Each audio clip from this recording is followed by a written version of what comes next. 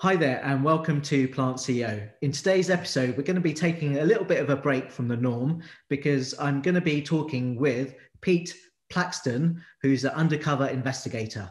Hi, Pete, and welcome to the show. Hey, thank you so much for having me. I really appreciate it. So Pete, Pete's not your real name. It's a pseudonym that you go with to protect your identity. So I really appreciate you taking the time out and sharing what you've got to say on this episode today with us. Oh, absolutely. I'm very excited. So, I got your attention from that you've recently just launched this new investigation. It would be great to, if you can basically describe what the investigation was about and what was your main findings. Sure. This case was into the dairy and beef industry in Texas in the United States. The case was done for a group called SEED, Strategies for Ethical and Environmental Development. In short, the case exposed a global pandemic risk from the dairy and beef industry. Basically, it was at a target called Erath County Dairy Sales. They take what are commonly known as spent dairy cows. The average cow will live 15 to 20 years. But in the dairy industry, after 3 to 5 years, they're not producing enough milk. So then they get sold off for beef, right? Erath County Dairy Sales takes these cows and then sends them off, buys them, and various people buy them at auction, and then they get sent off across the United States. Many of these cattle would show up, and most of them are Holsteins, and they would show up. They're dead on arrival. They couldn't walk off the trailer, or they would walk off the trailer and then they would start convulsing, collapse, and then die.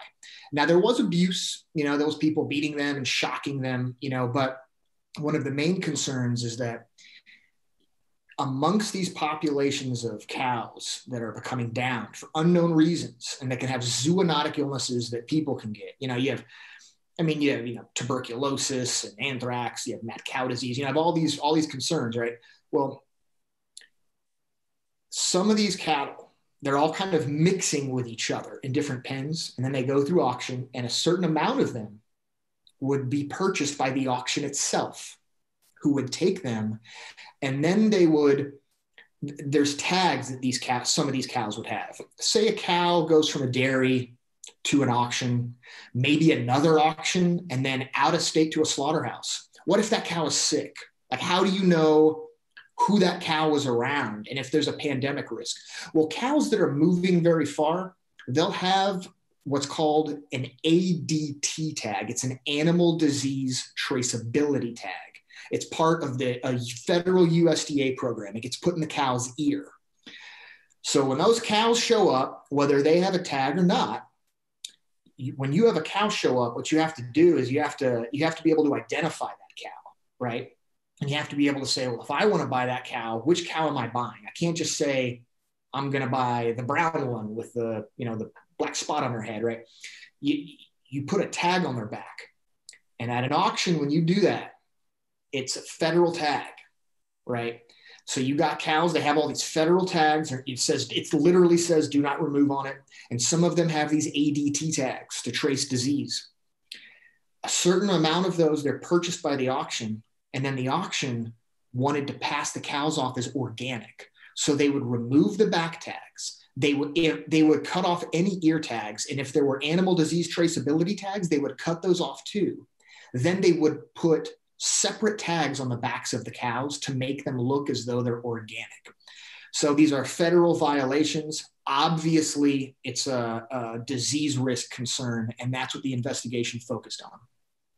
So really, they're doing this just to boost up the price of those cows by passing them on. Yeah, I was told by a couple of workers, they could sell the cows for 3 to 4 times the price. Wow. And when the auction houses are buying the cows, or they're being bid upon, is that all that data with their history and diseases available for them before they actually purchase?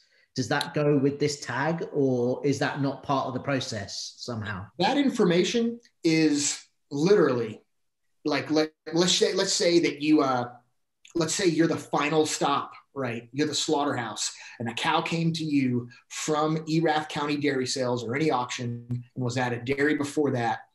And you're thinking, oh man, like this cow appears to be sick. Like, what's the deal? Well, it's that the only way you'll know is if you find a disease, you have to go through and look through the carcasses that people removed, and you have to look for those tags, right? Nobody's like looking at them and saying, okay, well, let's start like look at each individual tag, right, and see what the information is beforehand. It's if there's a problem, you'll look at it. That information is on that tag, and that's it. It'll be in a federal database, but nobody's sharing that information, right? But if you want to scan those cows when they come in, you can scan them, right? You can say, okay, I want to know beforehand, I'm scanning this cow. Where did this cow come from? Has this cow had medication recently? And if so, is the withdrawal period not been met on this cow? You know, that information can be accessible if the slaughterhouse wants to look at it beforehand. What do you do if there's no tags? What if you do is the tag is removed? Yeah. The only thing you have to go off of is the word of the person that put the final sticker on there and said, no, she's organic. Yeah. And this could, as you say, could contribute to the next global pandemic, because these potentially diseased cows are mixing with healthy cows. And then when they get moved from one location to another, if they've been mistagged, or on purpose in this case, it could cause a massive outbreak. Is that basically the crux of what we're looking at here?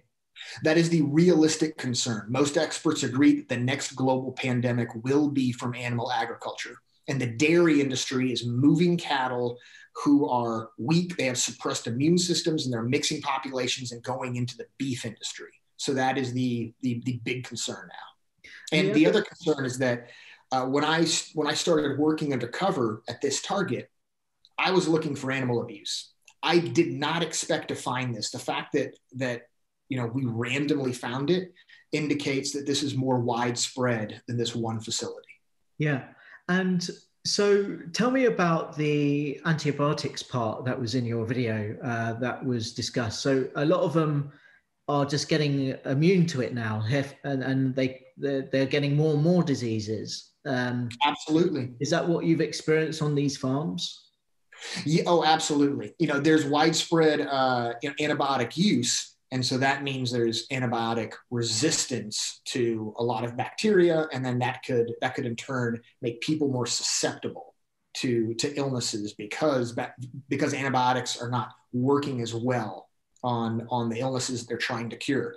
But you kind of have a catch-22 on that. It's a very big thing now to say, well, I want a product that's antibiotic free. But you know what antibiotic free means?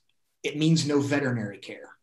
It means if your animals are sick and they're dying, you don't treat them, right? But if you do treat them, and if you keep treating them, well, then you're going to have antibiotic resistant bacteria, and then you're going to have more people getting sick. So they're both worse. They're both terrible.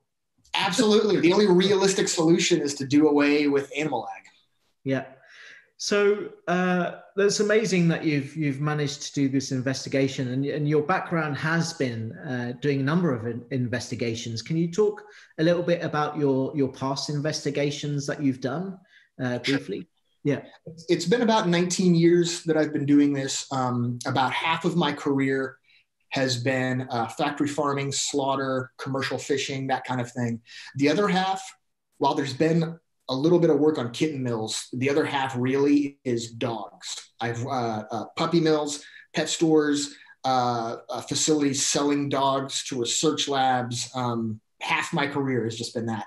I have done a lot of undercover employment-based investigations at almost every kind of factory farm and slaughterhouse that you can name, some of them multiple ones. I've gone undercover into well over 700 puppy mills, over 100 pet stores. I've gone undercover into factory farms and slaughterhouses and across the U.S., but Canada, Mexico, India, Brazil. I've managed international investigations for 2 years and been undercover on a variety of commercial fishing boats. So that's essentially a lot there. Yeah. So what led you, if you think about your upbringing, what Sure. led you to go on this path from a very early stage? It was a circuitous route because I was the only thing I've ever naturally been good at is drawing. I could draw and I could paint. And so I wanted to be an artist from my absolute youngest memories. I wanted to be an artist up until age 16. And what happened was that I always wanted to make a change in the world because the other thing that had happened to me in life, perhaps what gave me, empathy, was that I was always bullied. I was like up through high school, I was bullied, beat up. That whole thing, literally picked last on the sports team. So I always had a lot of empathy for anyone who's picked on, and that included animals. But it made me want to have meaning in my artwork and have something to say, right? And so I would put these hidden meanings that I thought if people have to think about it, they'll get it, right? If they have to really process it. But apparently I sucked as an artist because no one could understand what I wanted to say. And so I thought, you know what? Yeah, this isn't for me. I'm going to go the opposite route. I want to be hands-on to help people. And I thought I'll go into law enforcement because that'll be very hands-on, helping people and try to make a social change. And then what happened was at the same time that I decided to do that at age 16, I became a vegetarian. I was learning about animal rights issues. And then as I was learning about animal rights issues and I was studying, I went to college, was taking a criminal justice class. I was learning about animal rights, and then I was learning about law enforcement. And I remember that I was learning about all these different law enforcement agencies. And one of the ones that I learned about is the serial killer behavioral science unit, serial killer child abduction unit, or the behavioral science unit. And that was back in the 90s, and nobody knew what it was yet. And I was like, oh, this is blowing my mind. And this is the most evil stuff I can imagine on earth. So I want to join that unit. I'm going to be a cop for 2 years. Then I'm going to join the FBI, and then I'm going to apply for that unit. That's the path for my life, right? And then what I learned was that there were so many people that were applying for that unit that there just weren't the positions for it. But at the same time, I became a vegan by 19. And then I was heavily involved with animal rights activism. I was running into problems with law enforcement because I was engaging in civil disobedience. I was doing a lot of protests. And the worst things that I ever read about a serial killer doing to another human being, I learned that similar, or as I've personally seen now, identical things happen to animals, but on a mass scale. And the only difference, it's not like one is more or less important than the other, right? You can't weigh them against each other. But what I learned is that there's very few people that are doing civilian undercover work for the animal rights movement. And so I thought, well, you know what? Like maybe it would be cool to be in the FBI, but ego aside, I think I need to combine my passions and join the animal rights movement. And that was it. So that was a higher calling for you in a way. I think that story is incredible. I think, you could see your motivation trying to make all the wrongs that were done to you, but also having a huge compassion now for the animals. And by the way, on the artist side, sometimes it's probably good that the whole side of like your work is sometimes the debate that people have to say what the meaning of behind the work is. So it's probably good with your work that you produced there before. I like that. so thinking about especially the workers at these animal facilities, why do you think they cause this harm to the animals?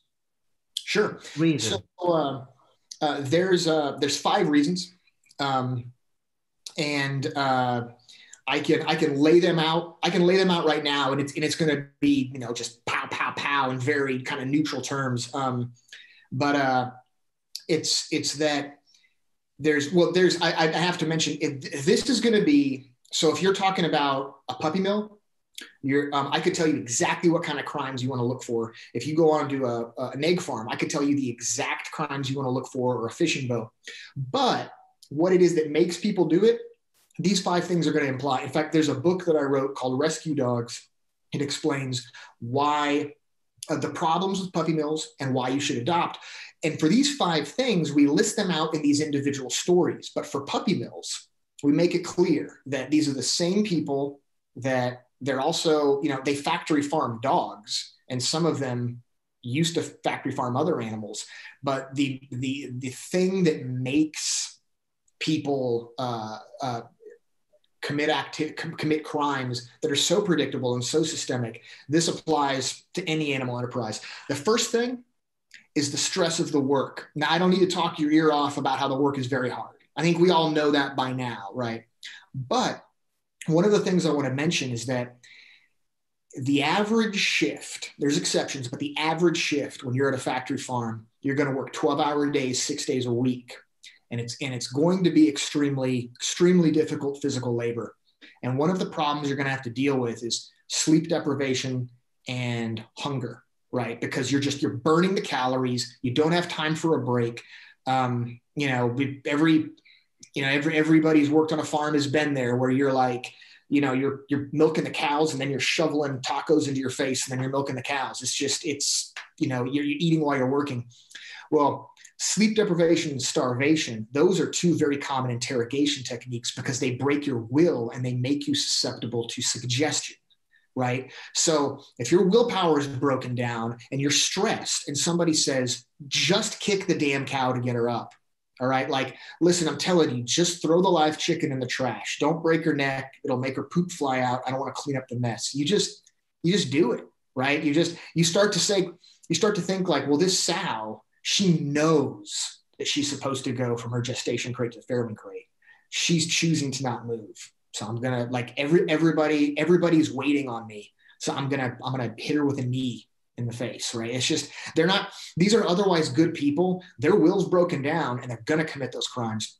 The other thing is it's your criminal status and it's your immigration status, right? So, here in the US, we have misdemeanors and felonies, right? And, many other places do, but it's like, if you have a certain degree of a crime where it's that you have a label put on you, and, cruelty to animals could be one of those labels. We have to examine that, what that can do to somebody. If you have a label put on you, it's tough for you to get a job anyway, right? Or if you're an undocumented immigrant, especially if you're under leadership that wants to throw you out of the country, well, can you imagine? I mean, you don't, first of all, if you're an immigrant, you don't want to speak up about a problem, because then you and your family could be deported. But if you got a terrible criminal history, can you imagine trying to get a job? Not only do you have this criminal history and you're a felon, but you're a rat. You just ratted out people that were committing cruelty to animals, to stand up for animals. Nobody's going to hire you. So you keep your mouth shut and you get the job done. The next thing is law enforcement corruption. And that is where local law enforcement is engaged in, or has family and friends that are engaged in the exact kind of industry that you're working at. And so that they see these same types of crimes, right? They are not going to care if somebody punched a hog in the face, right? And then there's government corruption. The local prosecutor doesn't care. The USDA doesn't care, because, or whoever it is, in whatever country you're in, that the local government, if they're like the USDA, they have to not only regulate that industry, they have to make sure that industry thrives. And if they're over-regulating it, if they're busting too many targets, it's not thriving, right? When these things combine, you got the stress of the work, you got workers who can't speak up because of their status, you have law enforcement that doesn't care, you have a government that doesn't care. It comes to the final thing, and it's what I call a culture of cruelty. And in a culture of cruelty, you will have people that will commit, and I've been to several places like this, where you will have people that will commit crimes that are literally visible from a major highway. You can just be driving down the street, turn and look, and there's people beating the living hell out of animals, because they know that nobody in the community cares. And that is what makes it generational. Are you also saying that some of the workers who are in the factory farms could also have, could have committed crimes, have a history of crime, and that sort of alleviates the aggression on whatever happened to them in the past to those animals to some degree? Well,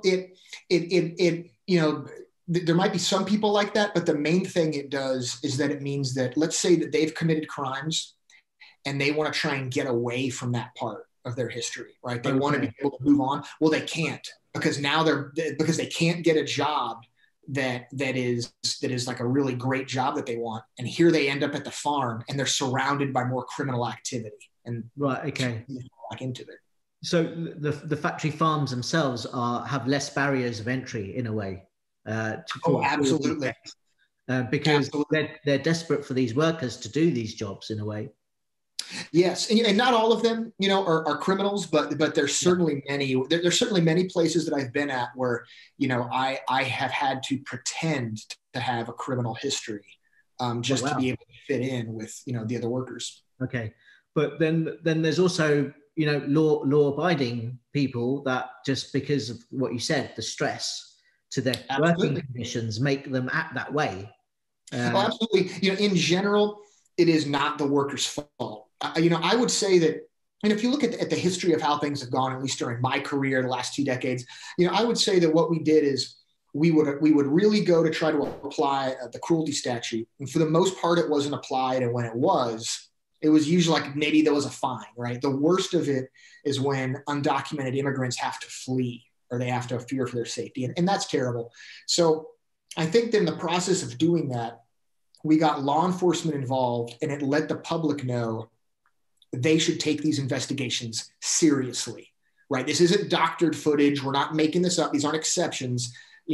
Law enforcement from the local to federal level is acting on this. But now we're really at a point where we got to examine, if we see this everywhere we go, is it the fault of the workers? Should we even prosecute the workers? Unless there's sadism involved, which can happen, but unless that's the case, maybe we should focus on just the owners and the corporations that are running the facilities, and not try to put a further criminal stigma on the workers. Let them know that we want to help them as well. And there's lots of, I feel sorry for the workers as well as for the animals, but for the workers specifically, with all the conditions that they get as an effect of them doing this sort of work to their mental health and family life at home, within the communities, causing disruption, etc. It's a big issue. Absolutely. And I think one of the things that we really have to consider is that if we want to shift away from animal ag and we want to go towards a plant-based system with using new tech and with growing all kinds of crops, but to a higher degree, because we want that more variety of plants in a plant-based diet. Yeah. Guess who's going to be working those farms? The exact people that are on the animal farm. Yeah. We got to have them on our side. Yeah. And there's companies out there that can be contacted, like here in the UK, there's Refarmed, for example, that are helping farms to move away from animal agriculture and make things like oat milk, for example, as an alternative. So there's definitely options that are available, and other specialist companies that are willing to help them make that transition. I think that's the important thing. Thinking about how do you actually get hired in this process, and how do you get them on board to trust you with this stuff that you do? I'd imagine it's incredibly difficult also for you to go through all this. Sure. Well, so getting hired, talking your way onto a facility, getting a criminal confession, while there's some specifics I can't share, there is a concept that I can share, because there's no defense to this thing. It's called MICE, M-I-C-E. Any investigator uses it, law enforcement, military, civilian, everybody uses it. MICE stands for money, ideology, cooperation or coercion, depending on the subject, and ego. You play to those different things of somebody to get them to trust you, right? Or to confess. So for me, I have found it's primarily just money and ego. It's greed and ego. That's it. That if you're trying to talk your way into a place, if you let somebody know, like, I can help your business out, you will make money, then they will want to show you what you want to see. Ego is one of the biggest things. You encounter somebody and you want to try and very quickly determine, who is this person? What are they like? And who do they want me to be? They might want me to be someone that is very meek and isn't going to say anything, because I can tell they want to bully me. I can tell they want to lord over me. So I'm just going to put my head down and just, yes sir, no sir. And that's going to make them feel good. And I can just go where I want. Or I can tell they're not going to respect me unless I am a badass, right? So you want to come across like that. And you just play to those subtleties in people's character to get them to trust you and like you. That's it. Yeah. Yeah. That's all. Yeah, that's so pretty much 99% of the time it's based on their playing to their ego is kind of. Yeah, it very much is. Yeah, it's just people skills. There's different schools of thought in investigations like this. I know that there's a fly on the wall school of thought where you're just there, you don't say anything, you don't do anything, you just wait. And you just wait to see what happens. And hey, whatever works is what's right. But I'm of the school of thought where I prefer to be able to read people and engage, right? Get everybody to like you. Sometimes you have to be quiet. Sometimes you got to be loud. Sometimes you got to be nice. Sometimes you got to be mean. But what I like about that is that, that allows you to get access to, when you see a spot and it's the door nobody goes into, right? Or this is the thing that nobody will confess to, that's not a barrier for you. It's just, how do I make this person feel they can trust me to get it? That's it. And then when you're in these situations where you're seeing this abuse happen, you have to really bite your tongue and just be sort of acclimatized in a way, not to react to show, and in a way to make it happen, because you're, for the greater good is the reason that you're doing it. You're capturing it all, etc. Very much so. It is. I tell, when I've trained people, I've told them, it's a common question of, how am I going to know what's really going to happen when I'm amongst all of the abuse? And what I'd say is, it's going to be easier than you think. That's going to be the least of your problems, because you will be in a factory farm slaughter environment. You will be amongst so much cruelty that it'll inundate your senses. And before you know it, a defense mechanism is going to trigger and you're just going to shut it off. Yeah. I remember working at so in terms of the senses, everything is playing to your senses, right? It's the smell of the factory, it's the smell of the waste, it's the death in the air in a way. Yes. All that is really affecting you. Oh yes, yeah, and then on top of it, as an investigator, you have this advantage, and that's adrenaline.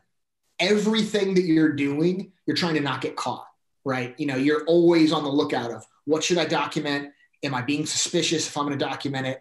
If I'm going to do it, who's watching me? And that little hit of adrenaline, it makes you focused, but it's like a distraction from the cruelty, right? And so, but I mean, I remember working at a veal slaughterhouse, and I remember that part of my job in the morning is I would, help unload the veal calves from throughout the day. I'd unload them from the truck with another worker and watch them go in. So I got to see these cute, adorable baby animals. But most of my experience with them was that their hides are ripped off, and they just looked like these ghoulish creatures, right? And for many of the workers, even though it was a small slaughterhouse, even though they could see, well, there's the little babies that are getting bolted in the head right there, their work was just, I'm going to pull the hide down, and now I'm just looking at bloody meat. Right. And so it's that, whenever I would to this day, that case was 11 years ago. And to this day, when you say veal slaughter, the immediate image before I think of the cute little baby is I think of this bloody corpse. It's been so pushed into my brain to see that and think of that, that it just shut down any part of me that is immediately thinking about the live animal. Mm-hmm. And the dairy industry is really terrible, right? Like the baby calves are taken away literally before the cows have had a chance to lick them clean. There's absolutely no sort of bond at all, and then the mothers cry for a number of days. Absolutely. Yeah. The babies, they are removed right away because you have to impregnate a cow to be able to get milk from her. And the males are sent off for veal. The females, of course, they're raised on calf ranches, which my experience working at a calf ranch, raising cows for the dairy industry, by the way, the calves were fed soy milk to raise them to then produce cow's milk for people. Yeah, it just makes no sense. It's right. Also like, the planet can feed 60 billion animals, but we can't feed 7.8 billion people, right, in the world. Exactly. I mean, it's nonsense. But I think that's how a lot of women can relate to and sympathize with the plight of animals so much, especially in the dairy industry, because that mother-child bond is something they'll understand. And I think that resonates with them when they see a baby pulled away from a mother. Yeah.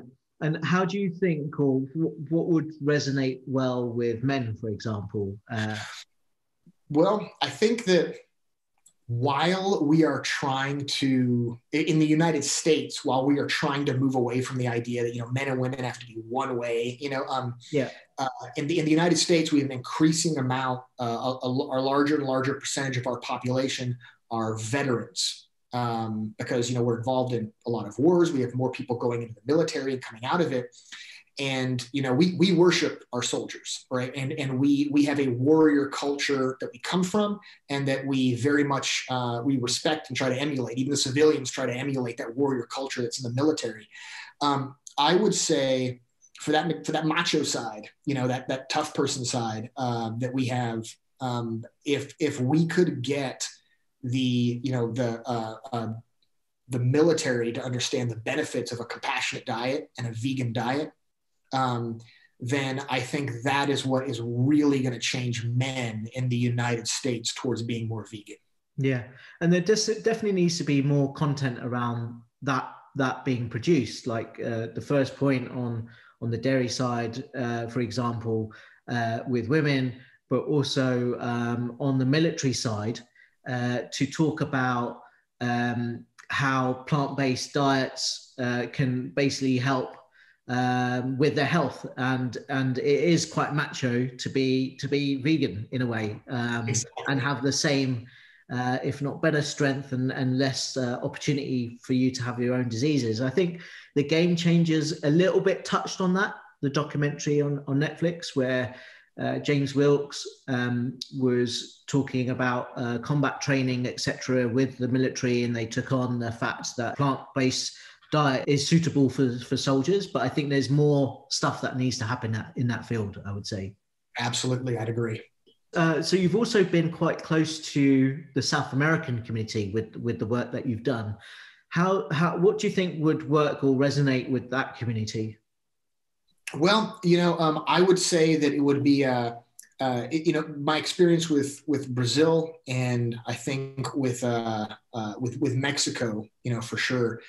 I would think that it would be the same, except that you'd want to focus on, there's a thing, especially in Mexico, and it's like, that's where the word macho, comes from Spanish.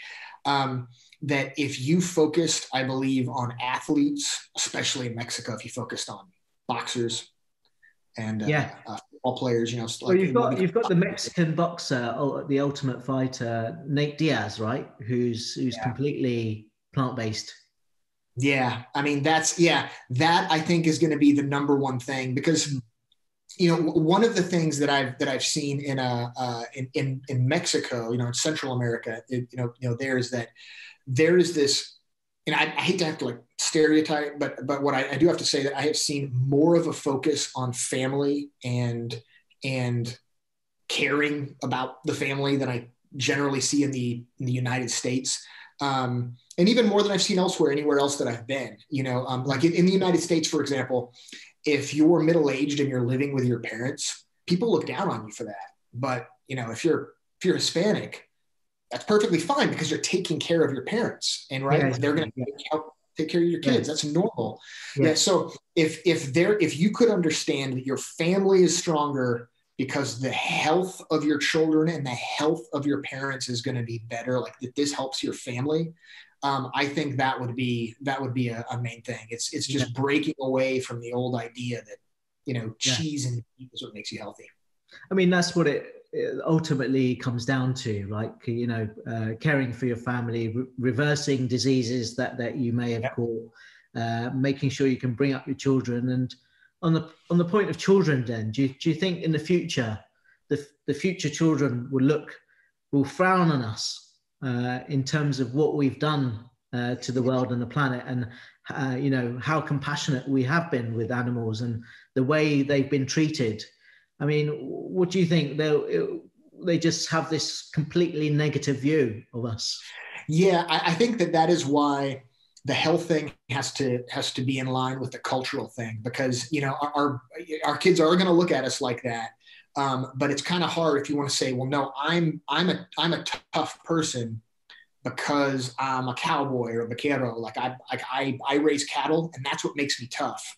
And my hippie kids, maybe they just don't get it. Right. But if you can change that idea of what it is to be tough, or what it is to be, being compassionate and taking a stand for what's right is what's tough. Being a protector is what's tough. Then and combine that with what's healthy, I think will make an impact. But yeah, and I'm sure there's things that even now that we're doing in the animal rights movement, that they're compromises towards progress, but we're having to change them. One of those big things that we're having to learn now is, that myself as an investigator having to really focus on is, always pushing for prosecution. And if somebody hurt an animal, always stand up for the victim, no matter what, and having to change and say, you know what, that's not I got to consider the workers as well. I need to change how I look at that and have more compassion, for them. So. Yeah. And what's next with you now? Are you working on some new stuff? I know you've just launched this just now, which I'll put up on the show notes. But what's next for you and your next adventure, if you like? Yeah, so I'm going to continue doing work. I can't give specifics, but I will continue doing work on all of the issues that I cover. And part of the reason that I focus on so many of those different issues is I have to say that I have, since I wrote Rescue Dogs with the authors Gene Stone and Nick Bromley, again, it's the dog book. Great. I'll put a link to that in the notes as well for you. Oh, great. Yeah. But since writing that, it's just dogs. I have had more interviews than I have had during the entire previous 18 years before that of my career. And in all of those interviews, even if I'm talking to people that literally, they're just dog trainers, they're not even vegetarian, they're just dog trainers, I'm able to discuss factory farming and slaughter and commercial fishing, and they want to know. Yeah. And I like how I've been able to see progress made against puppy mills through incremental welfare legislation that has meant a reduction in the number of actual targets, the number of puppy mills. And I like the concept that can be applied to factory farming from that. And I like being able to have that experience from both issues to clearly explain from a first person perspective the cultural and legal criminal implications of how we treat dogs with how we treat other animals. Yeah.